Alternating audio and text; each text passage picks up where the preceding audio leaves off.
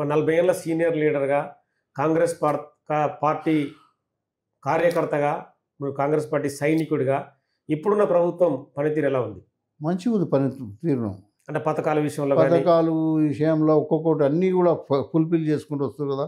సన్న బియ్యం కానీ, బస్సు ఫ్రీ, అదేవిధంగా 500కే గ్యాసు, ఒకటొకటి రేషన్ కార్డు, ఇందిరమ్మ ఇండ్లు అన్నీ చేసుకుంటూ వస్తారు. అన్నీ చేస్తూ ఉద్యోగాలు ఇచ్చారు, 50,000 ఉద్యోగాలు. మంచిగానే ప్రభుత్వం చేస్తుంది. ఏదైతే రాహుల్ గాంధీ, రేవంత్ రెడ్డి గారు ముఖ్యమంత్రిగా ఇచ్చిన వాగ్దానం అన్నీ కూడా రైతుల రుణమాఫీ. అంటే రేవంత్ రెడ్డి ముఖ్యమంత్రిగా అంటే మీకంటే చాలా జూనియర్ కూడా. వయసులో కూడా తక్కువ వయసు 100%. అంటే దానికి షార్ప్ లీడర్ అంటే ఫైర్ బ్రాండ్ అనేది మామూలుగా అంటే మీ అబ్జర్వేషన్ ఏంటి? మా అబ్జర్వేషన్ కనిపెట్టే కదా ఆయన కండగా ఉన్నాం మేము. అవునా కదా. ఉన్నాయని చేసుకుంటూ వస్తున్నాం కదని, మంచిగా ఉన్నదని చేస్తున్నాం కదా, చేసినాం కదా. సపోర్ట్గానే ఉండి పిసిసి అధ్యక్షుడు కూడా అధ్యక్షుడు ఆయన కూడా ఎవరు క్యాప్టెన్ చేంజ్ అయితే మళ్ళీ కొత్త టీం క్యాప్టెన్ వచ్చినప్పుడు అందరూ ఆయన అండర్లో చేయాలి, ఈయన అండర్లో చేయాలి, అందరి అండర్లో చేసుకుంటూనే వస్తున్నాం కదా పని. 7 ఏళ్ళు ఉత్తమ్ కుమార్ రెడ్డి అండర్లో చేసినాము. ఆ తర్వాత మా హైకమాండ్ రేవంత్ రెడ్డి గారిని పంపించింది, ఆయన అండర్లో పనిచేసినాము. ఇప్పుడు మహేష్ గౌడ్ చేసి క్యాప్టెన్, ఆయన టీంలో అన్నీ చేస్తున్నాం.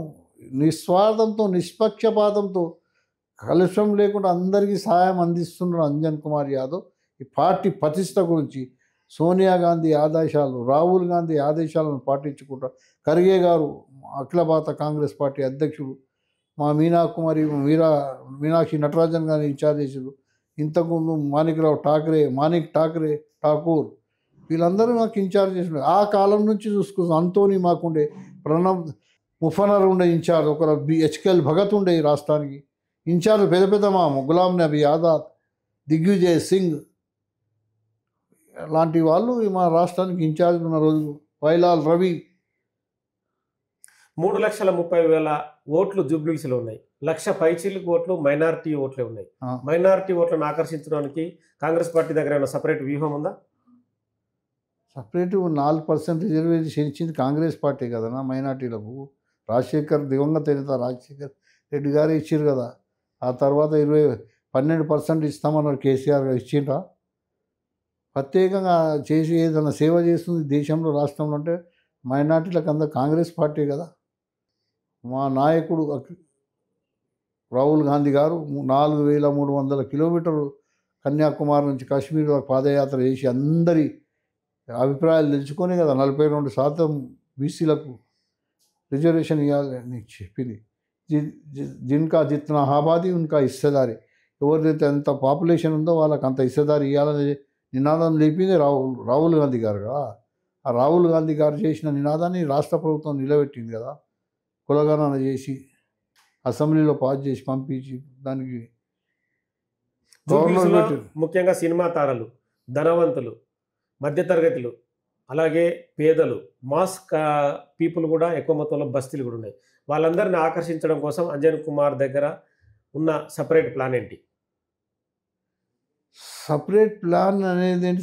ఇప్పుడు నేను మా ఏకేవై ఫౌండేషన్ ద్వారా ఉచితంగా 3,000 అద్దాలు, రేపు మళ్ళీ 2,000 అద్దాలు, అంటే కంటి అద్దాలు ఆపరేషన్ పరీక్షలు చేసి వాళ్ళకు క్యాటరీనా ఉంటుందో కంటి పువ్వు వచ్చి అది ఆపరేషన్ చేసి వాళ్ళకి అన్ని సేవలు అందిస్తూ చేస్తున్నాను. నేను గతంలో చేసినవి, ప్రజెంట్ చేసినవి, ఓడిపోయినా గెలిచినా నిరంతరం ప్రజలకు దగ్గర ఉన్నా కదా. అందుకోసం వాళ్ళకి గట్టి నమ్మకం.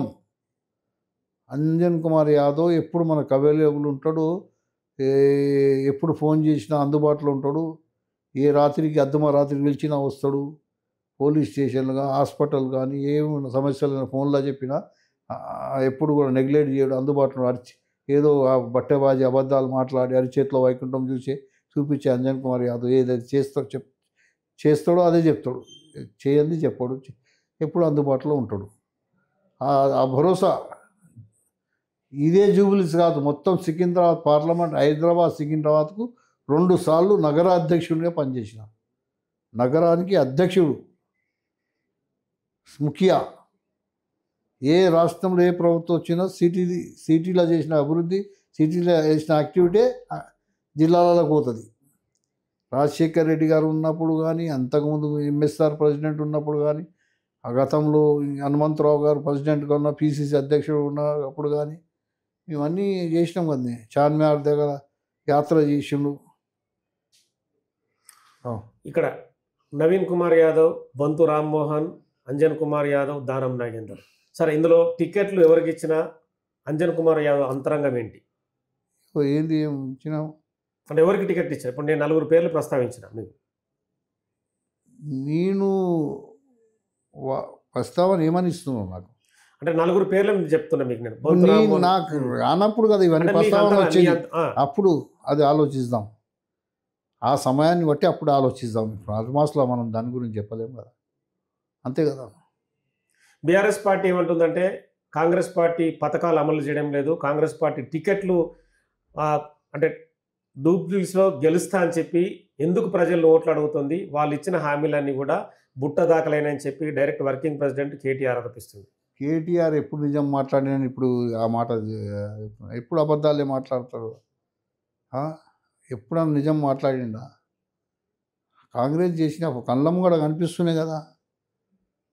రోజుకు కాంగ్రెస్ ఈ రాష్ట్రంలో అప్పుల పాలు 8 లక్షల కోట్లు అప్పులైనాయి. ఎందుకైంది? ఎందుకు? దాని గురించి దాన్ని మితిగట్టనికనే 5,000 కోట్లు నెల తిరగంగా మీటర్ లెక్క పడుతుంది. ఇవన్నీ చేసింది ఎవరు? మంచిగా ఉంటే అన్నీ చేయవచ్చు కదా, చేయి కుళ్ళ ఉంటే అన్నీ ఇంకా ఎక్కువ చేయొచ్చు.